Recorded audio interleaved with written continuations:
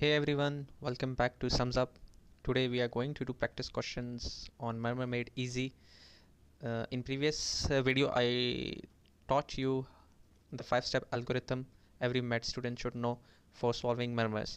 So today I have a practice question so that we can solve it and see how that this algorithm works in questions, or it can help you in solving UWorld and NBMEs and USMLE and any kind of competitive exams you are planning to do.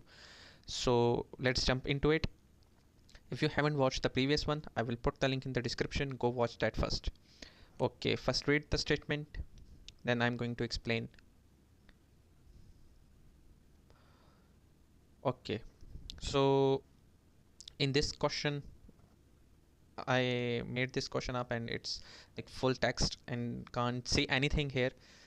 So applying the first rule, first step. What was the first step? Determine the phase of the heart. Is it systolic or is it diastolic? In this statement, there is not given any kind of systolic or diastolic information. So move to the next. On which side of the sternum it is, left or right? So here we see it's right upper sternal border. So which valve is on the right upper sternal border? It's second intercostal space, right upper sternal border. It is aortic valve. So we get to know that it's a pathology of aortic valve. Don't jump into it. Okay, next, the third thing was intensity and buzzword. Look at this: crescendo, decrescendo, murmur. Buzzword for what? Stenosis, aortic stenosis. What was the other thing? Intensity, crescendo, decrescendo. Buzzword. It this is the intensity and buzzword kind of thing for aortic stenosis. Okay, what was the next step?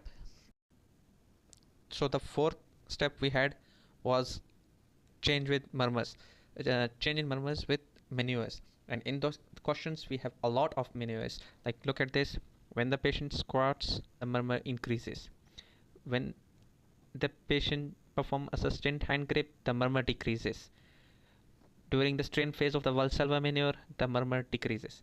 So a lot of maneuvers describing in this statement.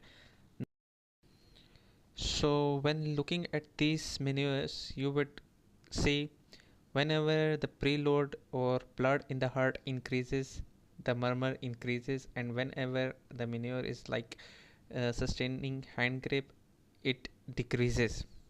So I told you in the previous video that it was aortic stenosis. Okay, and what was the last and final? History and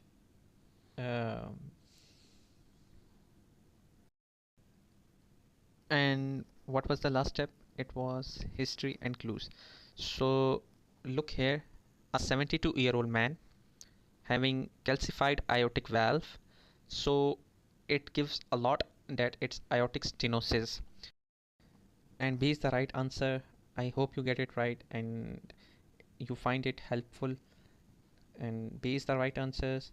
Thank you for watching. If you like my video, my content, subscribe me, share with your study group, and best of luck for your exam, and enjoy. Don't forget to enjoy.